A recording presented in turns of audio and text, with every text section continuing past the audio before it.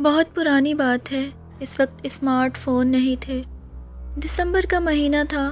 میں اپنی بیٹھک میں نیچے لیٹا ہوا کمپیوٹر پر بہت ہی ہلکی آواز میں گانے سن رہا تھا۔ رات کے تقریباً 3 بج رہے تھے۔ اچانک میرے دوست کا میسیج آیا اور ہم دونوں آپس میں میسیج پہ بات کرنے لگے۔ اس دوران میں نے کمپیوٹر کا مانیٹر آف کر دیا اور گھر کی تمام لائٹیں بند تھیں، جس کی وجہ سے ہر طرف اندھیرا ہی اندھیرا تھا۔ صرف موبائل کی اسکرین کی روشنی ہی میرے چہرے پر پڑ رہی تھی۔ ابھی میں میسیج ٹائپ ہی کر رہا تھا کہ اچانک اتنے میں بیٹھک کا باہری دروازہ، جو کہ جالی کا تھا، اس پر دھمک سی ہوئی۔ میں لیٹے ہوئے ہی دروازے کی طرف دیکھنے لگا تو دروازے کے باہر کوئی کھڑا ہوا دکھائی دیا، جو کہ بالکل ہی کالے لباس میں تھا، لیکن درمیان میں جالی اور دھند کی وجہ سے وہ صاف دکھائی نہیں دے رہا تھا۔ میں نے پوچھا کون ہے، لیکن اس نے میری بات کا کوئی جواب نہیں دیا۔ میں بھی اس کو غور سے دیکھنے کی کوشش ہی کر رہا تھا کہ وہ ایک سائڈ کی طرف چلا گیا۔ مجھے تھوڑا عجیب لگا کیونکہ اکثر میرے دوست بھی رات پھرتے پھراتے ہوئے میری بیٹھک میں آ جاتے تھے اور کمپیوٹر پر مووی وغیرہ لگا کر ہم لوگ دیکھ لیتے تھے، لیکن وہ کبھی بھی رات 1 بجے کے بعد میرے پاس نہیں آتے تھے۔ اس وجہ سے مجھے بہت زیادہ حیرانی ہو رہی تھی۔ میں لیٹے ہوئے ہی سوچ رہا تھا کہ آخرکار یہ کون تھا کہ اتنے میں پھر سے وہ میرے دروازے کے پاس آ کر کھڑا ہو گیا۔ اسے دوبارہ دیکھتے ہی میں جلدی سے اٹھا تو وہ پھر سے سائڈ پر چلا گیا۔ میں نے جلدی سے دروازہ کھولا، باہر جا کر اس کو دیکھنے کی کوشش کرنے لگا، لیکن اس دوران گلی پوری طرح سنسان تھی اور دور دور تک صرف دھند ہی دھند نظر آ رہی تھی۔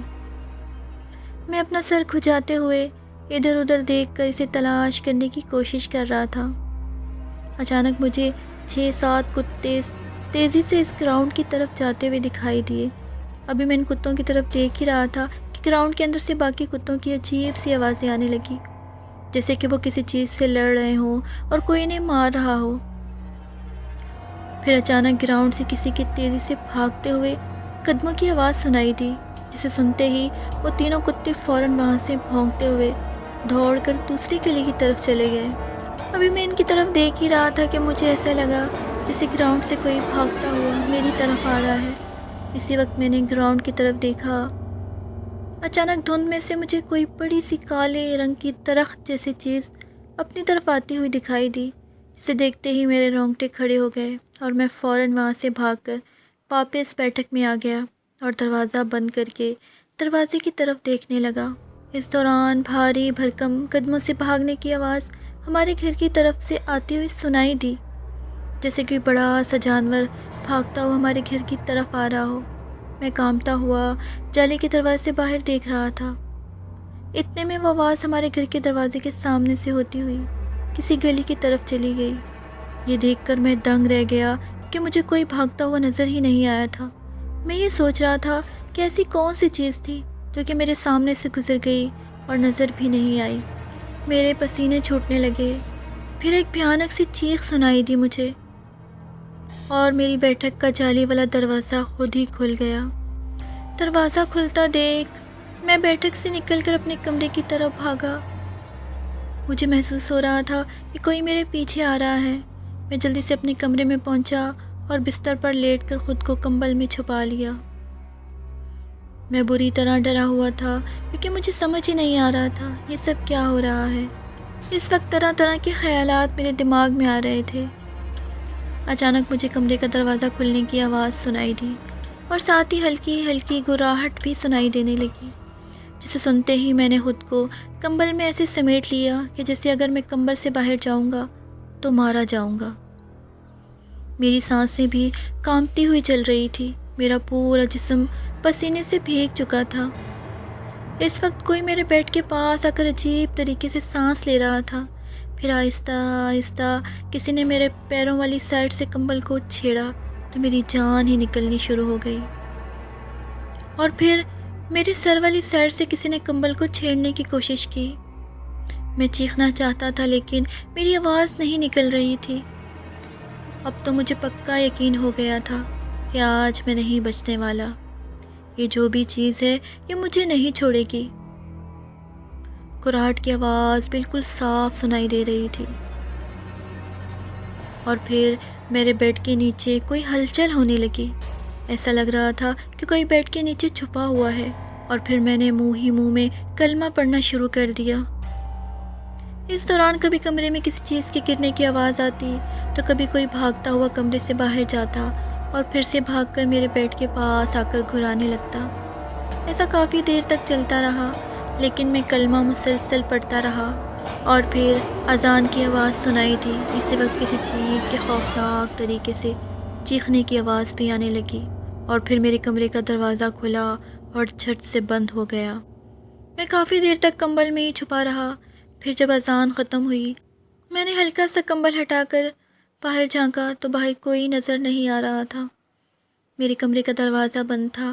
میں نے لمبے لمبے سانس لیے اور پھر سے کمبل میں منہ چھپا کر سونے کی کوشش کرنے لگا، لیکن نیند کہاں آنے والی تھی۔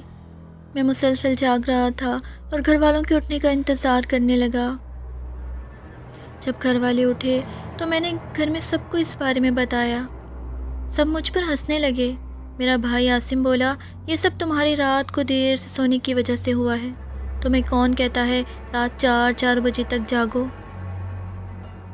مجھے لگتا ہے کہ جاگتے ہوئے اچانک تمہاری آنکھ لگ گئی ہوگی، اور اسی دوران تم نے کوئی ڈراؤنا خواب دیکھا ہوگا، جس کی وجہ سے تم بیٹھک سے ڈر کر بھاگ گئے، ورنہ تم تو بیٹھک میں ہی سو جاتے ہو۔ میں نے کہا، نہیں بھائی، میں سچ کہہ رہا ہوں۔ امی نے کہا، ایسا ویسا کچھ نہیں ہے یہاں پر، عاصم صحیح کہہ رہا ہے، ضرور تم نے کوئی خواب دیکھا ہوگا۔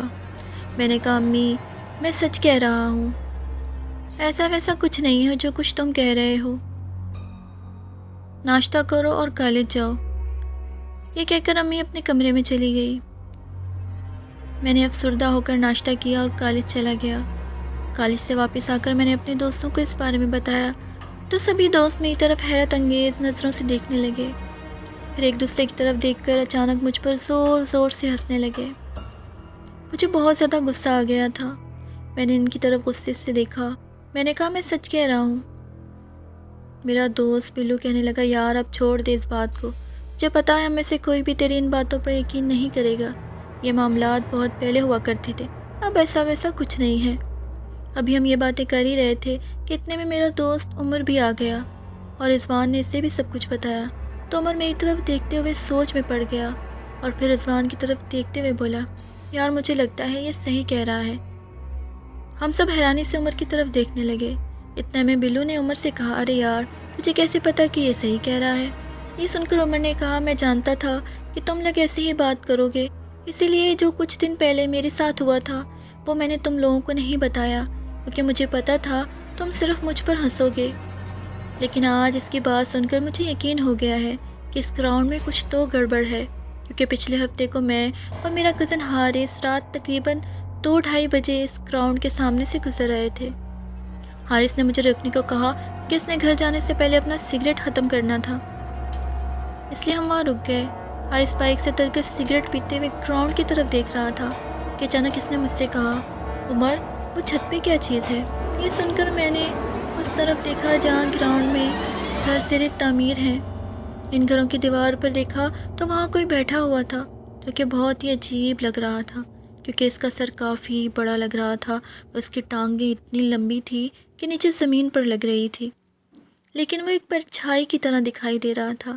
اسے دیکھتے ہی میں نے حارث سے کہا، یار یہ تو کسی کی پرچھائی لگ رہی ہے، ورنہ کوئی اتنا بڑا نہیں ہو سکتا کہ گھر کی چھت پر بیٹھے اور اس کے پاؤں زمین پر لگ جائیں، اور اتنی دھند میں بھی صاف دکھائی دے رہا ہے۔ حارث نے کہا، ہاں مجھے بھی یہی لگ رہا ہے کہ کوئی کہیں روشنی کے قریب بیٹھا ہوا ہے، جس کی وجہ سے اس کی پرچھائی یہاں دکھائی دے رہی ہے، پر وہ حقیقت میں کہاں بیٹھا ہوگا؟ یہ کہتے ہوئے حارث ادھر ادھر کے گھروں کی چھتوں کی طرف دیکھنے لگا۔ میں بھی آس پاس کے گھروں کی طرف دیکھ رہا تھا۔ اتنے میں ہمیں گراؤنڈ کی طرف سے ڈراؤنی سی گراہٹ کی آوازیں سنائی دینے لگی۔ اسے سنتے ہی ہم دونوں نے چونک کر گراؤنڈ میں دیکھا، لیکن ہمیں کوئی نظر نہیں آیا، تو ہم دونوں نے ایک دوسرے کی طرف حیرت سے دیکھا۔ پھر حارث نے دوبارہ گراؤنڈ کی طرف دیکھتے ہوئے کہا، ارے وہ پرچھائی کہاں گئی؟ یہ سنتے میں نے اس گھر کی چھت کی طرف دیکھا جہاں پرچھائی نظر آ رہی تھی، پر اب وہاں کوئی نہیں تھا۔ میں نے حارث سے کہا، یار لگتا ہے وہ غائب ہو گئی ہے۔ ابھی میں یہ بات کر ہی رہا تھا کہ اچانک ہمیں دوبارہ گراؤنڈ کی طرف سے گراہٹ کی آواز سنائی دینے لگی، اور آواز کے ساتھ ساتھ بھاری بھرکم قدموں کی آواز بھی سنائی دے رہی تھی، جسے سنتے ہی ہم دونوں غور سے گراؤنڈ کی طرف دیکھنے لگے، لیکن دھند کی وجہ سے ہم زیادہ دور نہیں دیکھ پا رہے تھے۔ پھر آہستہ آہستہ وہ آواز اور زیادہ اونچی اور صاف سنائی دینے لگی، لیکن ہمیں ابھی بھی کچھ دکھائی نہیں دے رہا تھا۔ ایسا لگ رہا تھا کہ جیسے کوئی چلتا ہوا ہمارے بہت قریب آ رہا ہے۔ حارث نے سگریٹ پھینکی اور جلدی سے بولا، عمر بائک چلا جلدی، یہ کوئی اور ہی چیز لگ رہی ہے۔ یہ کہتے وہ جلدی سے بائک پر بیٹھ گیا، پھر میں نے جلدی سے بائک چلائی اور ہم گھر کی طرف چل دیے۔ اس وقت حارث اور میں پوری طرح سے ڈرے ہوئے تھے، کیونکہ کوئی ہمارے بالکل پاس آ گیا تھا، لیکن وہ ہمیں دکھائی نہیں دے رہا تھا۔ یہ سب کچھ ہمارے لیے بہت عجیب تھا، اور اسی رات مجھے بہت تیز بخار چڑھ گیا تھا۔ یہ سنتے ہی ہم سب دوست عمر کی طرف حیرت سے دیکھنے لگے۔ اتنے میں بلو نے کہا، اچھا اگر واقعی میں اس گراؤنڈ میں کچھ ایسا ویسا ہے تو کیوں نہ ہم آج رات اس گراؤنڈ میں جا کر دیکھ لیں۔ یہ کہتے بلو نے ہم سب کی طرف دیکھا تو ہم سب نے ایک دوسرے کی شکل دیکھتے ہوئے ہاں میں سر ہلا دیا۔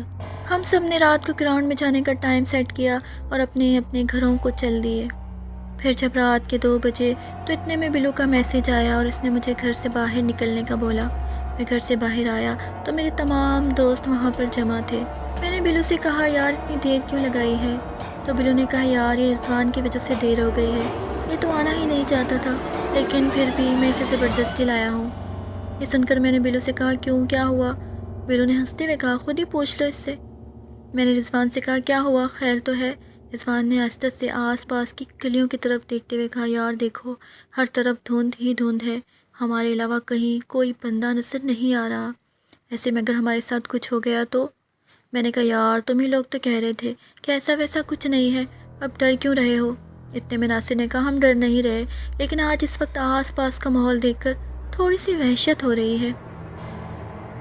ہر طرف خاموشی چھائی ہوئی ہے، اور اوپر سے ہم لوگ ایسے ہی کوئی فضول سب پنگا کرنے جا رہے ہیں، اور اگر تمہاری بات سچ نکلی تو ہمیں کسی نے آگے بڑھ کر بچانا بھی نہیں ہے۔ پھر ایک دوست بولا، ارے کیا ہو گیا ہے تم لوگوں کو؟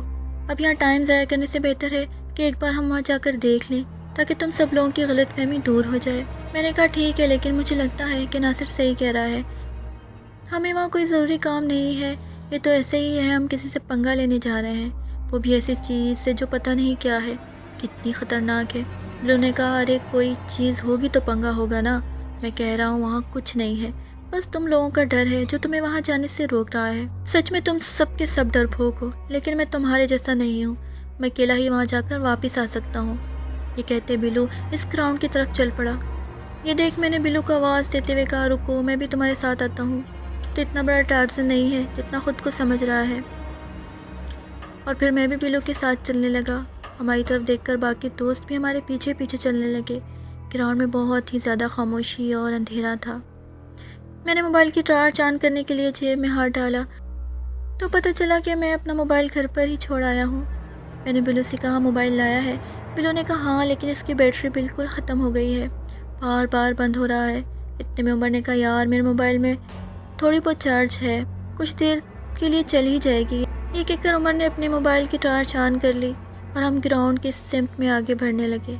ابھی ہم لوگ تھوڑی ہی دور گئے تھے کہ پیچھے سے ہمارے دوستوں نے مذاق میں زمین سے پتھر اٹھا کر وقفے وقفے سے ہمارے آگے پھینکنے شروع کر دیے اور پھر ڈراؤنی آوازیں نکالنی شروع کر دی، جسے سن کر بلو نے ان پر برہم ہوتے ہوئے کہا، ارے یہ تم لوگ کیا کر رہے ہو؟ پہلے تو تم لوگ آ نہیں رہے تھے اور اب آ گئے ہو تو تم فضول ڈرامے کرنے لگے ہو، چپ چاپ نہیں چل سکتے کیا؟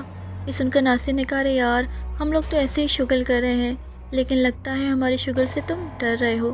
یہ کہنے کے بعد تینوں دوست بلو اور مجھ پر ہنسنے لگے۔ بلو نے غصیلے انداز میں کہا، یار دیکھو اگر تم لوگوں نے ایسے ہی کرنا ہے تو بے شک تم لوگ یہاں سے واپس چلے جاؤ، ورنہ مجھ سے برا کوئی نہیں ہوگا۔ عمر نے کہا، یار بلو تمہیں کیا مسئلہ ہے، تم چلتے رہو، ان کو لگا رہنے دو۔ پھر میں نے عمر سے کہا، یار تم بھی ان کے ساتھ مل کر مستی کر رہے ہو، ان کو چھوڑو اور ہمارے ساتھ آگے آگے چلو۔ تو عمر بھی ہمارے ساتھ آگے آگے چلنے لگا۔ ابھی ہم کچھ دور تک ہی گئے تھے کہ اتنے میں پھر سے ایک بڑا سا پتھر ہمارے پاس آ کر گرا، اور وہ پتھر بلو کو لگنے ہی والا تھا، لیکن پتھر نیچے گرا۔ یہ دیکھ کر بلو غصے سے آگ بگولا ہو گیا اور اس نے مجھ سے کہا، یار یہ دیکھ لو، اب یہ پتھر مجھے لگ جاتا، ان کو اپنی زبان میں سمجھا دو ورنہ میں انہیں نہیں چھوڑوں گا۔ میں نے غصے سے پیچھے مڑ کر رضوان اور ناصر کی طرف دیکھا تو میں حیران رہ گیا، کیونکہ وہ دونوں ہمارے پیچھے تھے ہی نہیں۔ میں نے فوراً ادھر ادھر دیکھا لیکن وہ دونوں مجھے کہیں نظر نہیں آئے۔ بلو اور عمر بھی پیچھے دیکھنے لگے۔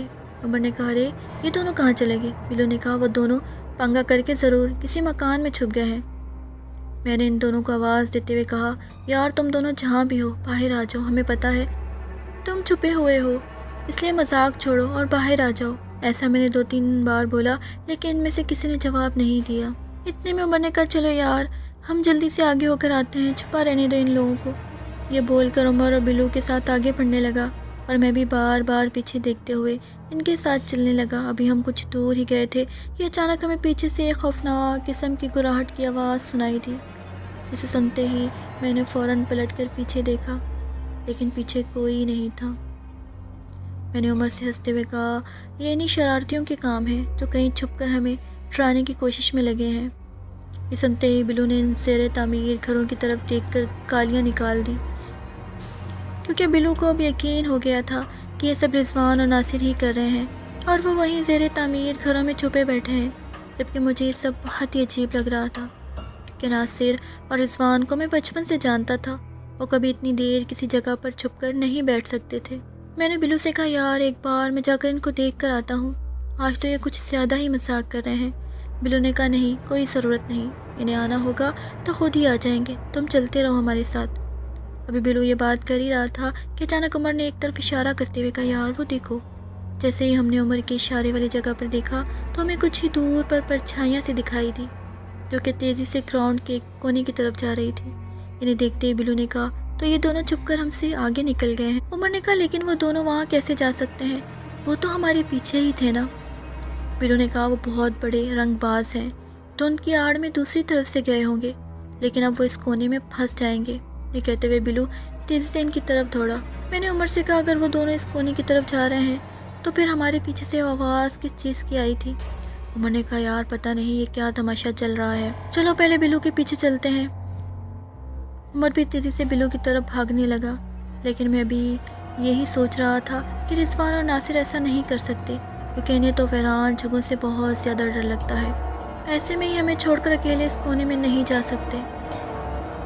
ابھی میں یہ سوچ ہی رہا تھا کہ مجھے پیچھے سے پھر کسی کے غرانے کی آواز سنائی دی، جسے سنتے ہی میرے جسم میں خوف کی لہر دوڑ گئی اور میرے رونگٹے کھڑے ہو گئے، کیونکہ اس وقت اس جگہ پر میں بالکل اکیلا کھڑا تھا اور آواز بالکل میرے پیچھے سے آ رہی تھی۔ میں نے آہستہ آہستہ سے اپنی کانپتی ہوئی گردن گھما کر اپنے پیچھے دیکھا تو میری جان ہی نکل گئی، کیونکہ مجھ سے کچھ ہی فاصلے پر وہ بڑی سی خوفناک ہاتھوں پیروں والی کالی سی پرچھائی کھڑی ہوئی تھی۔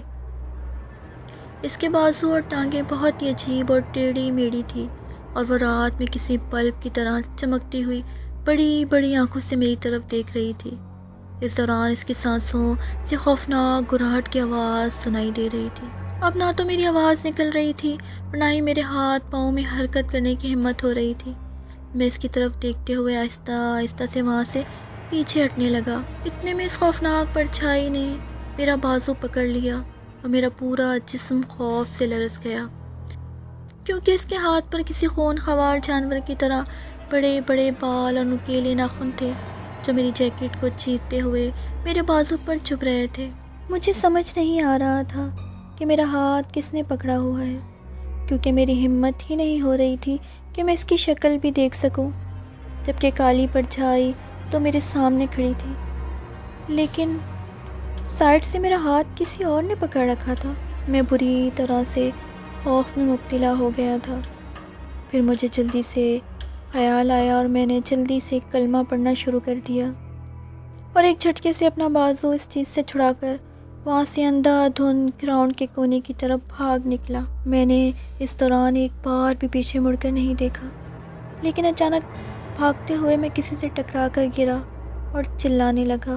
اسی وقت مجھے بلو کے چیخنے کی آواز بھی سنائی دی، جسے سنتے ہی میں نے ساتھ میں گرے ہوئے شخص کی طرف دیکھا تو وہ کوئی اور نہیں بلکہ بلو تھا، کیونکہ مجھ سے ٹکرا گیا تھا۔ یہ دیکھتے ہوئے بھی میں اٹھ ہی رہا تھا کہ اتنے میں عمر بھی کہیں سے بھاگتا ہوا آیا اور مجھ سے الجھ کر گر پڑا۔ میں نے چیختے ہوئے کہا، اندھا ہو گیا ہے کیا؟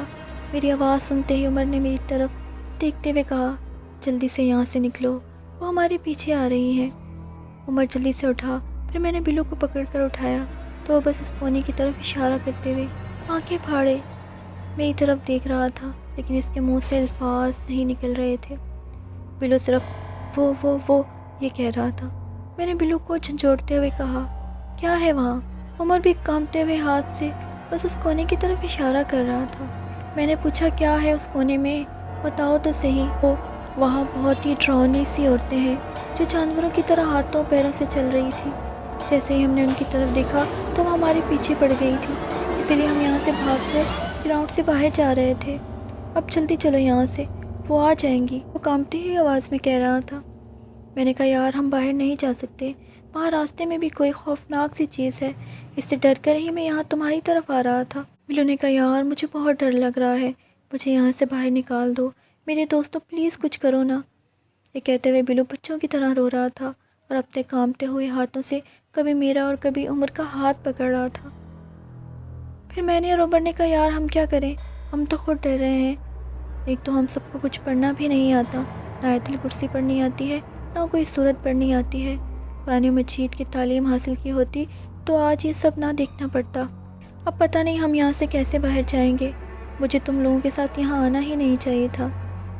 ابھی میں یہ بات کر ہی رہا تھا کہ ہمیں بھاگتے ہوئے قدموں کے ساتھ گراہٹ کی آواز سنائی تھی، جسے سنتے ہی ہم دھند میں ادھر ادھر دیکھنے لگے۔ ہم تینوں بری طرح ڈر رہے تھے، ہمیں سمجھ نہیں آ رہی تھی کہ کون کہاں سے بھاگ کر ہماری طرف آنے والا ہے۔ میں نے کہا، یار آیت الکرسی نہیں آتی، لیکن سب کلمہ پڑھتے رہو، ہمیں کلمہ تو آتا ہے، اور آہستہ آہستہ سے باہر کی طرف چلتے رہو، یہاں رہ کر بھی ہم کسی مصیبت میں پڑ جائیں گے، اس سے اچھا ہے ہم یہاں سے نکلنے کی کوشش کرتے ہیں۔ یہ سن کر عمر نے کہا، ٹھیک ہے ہم سب کلمہ پڑھتے ہوئے چلتے ہیں، اب جو بھی ہوگا دیکھا جائے گا۔ اس کے بعد ہم تینوں ڈرتے ہوئے کلمہ پڑھتے پڑھتے باہر کی طرف جانے لگے۔ دھند اور اندھیرے کی وجہ سے ہمیں باہر کا راستہ صاف دکھائی نہیں دے رہا تھا، بس ایسا لگ رہا تھا کہ جیسے ابھی کوئی چیز دھند سے نکل کر ہمارے سامنے آنے والی ہے، کیونکہ ہمارے ساتھ ساتھ گراہٹ کی آوازیں وقفے وقفے سے آ رہی تھی۔ اتنے میں بلو نے چیخ ماری تو میں نے اور عمر نے فوراً چونک کر بلو کی طرف دیکھا تو بلو پیچھے مڑ کر دیکھ رہا تھا۔ میں نے کہا، کیا ہوا؟ بلو نے کہا، بھی کسی چیز کو میں نے بالکل اپنے ساتھ چلتے ہوئے دیکھا تھا۔ بلو جلدی سے ہمارے آگے آگے چلنے لگا۔ بلو کی یہ بات سن کر میں اور زیادہ ڈرنے لگا۔ اتنے میں عمر بھی بلو کے ساتھ آگے چلنے لگا۔ میں ان دونوں کے پیچھے چل رہا تھا، لیکن مجھے بار بار محسوس ہو رہا تھا کہ جیسے کوئی بالکل میرے پیچھے پیچھے چل رہا ہے۔ میں کلمہ زور زور سے پڑھتے ہوئے بار بار پیچھے دیکھ رہا تھا، اور پھر ایک خوفناک سی چیخ کی آواز سنائی دی، جسے سنتے ہی عمر اور بلو نے فوراً باہر کی جانب دوڑ لگا دی۔ انہیں ایسا کرتے دیکھ کر میں نے بھی ان کے پیچھے بھاگنا شروع کر دیا، اور جیسے ہم باہر گلی سے کچھ ہی قدم کے فاصلے پر تھے تو اچانک میری نظر رضوان اور ناصر پر پڑی، جو کہ ایک سائڈ پر گرے ہوئے تھے۔ انہیں دیکھتے ہی میں نے عمر کو آواز دیتے ہوئے کہا، یار وہ دیکھو۔ میری بات سن کر عمر نے میرے اشارے کی طرف دیکھا تو وہ فوراً رک گیا، لیکن بلو وہاں سے بھاگتا ہوا باہر گلی کی طرف نکل گیا تھا۔ میں اور عمر جلدی سے رضوان اور ناصر کے پاس پہنچے۔ میں نے بہت مشکل سے گھسیٹتے ہوئے باہر گلی تک لے آئے۔ اتنے میں مجھے بھاگتے ہوئے قدموں کی آواز سنائی تھی، جو کہ ہمارے گھر والی سائڈ سے آ رہی تھی۔ میں نے فوراً اس طرف دیکھا تو میرا بڑا بھائی عاصم اور بلو بھاگتے ہوئے ہماری طرف آ رہے تھے۔ انہیں دیکھتے ہی دل کو بہت سکون سا ملا۔ عاصم بھائی نے آتے ہی کہا، کیا ہوا ہے، سب لوگ ٹھیک تو ہو؟ اور ان دونوں کو کیا ہوا ہے؟ کہتے ہوئے عاصم بھائی رضوان اور ناصر کی ناک کے سامنے اپنی انگلی رکھ کر ان کی سانس چیک کرنے لگے، اور پھر ہماری طرف دیکھتے ہوئے بولے، یہ دونوں بے ہوش ہیں، جلدی سے انہیں اٹھاؤ۔ عاصم بھائی نے ناصر کو اپنے کاندھے پر اٹھا لیا، اور پھر ہم تینوں نے مل کر رضوان کو اٹھایا اور ہمارے گھر لے گئے۔ انہیں بیٹھک میں لٹا دیا۔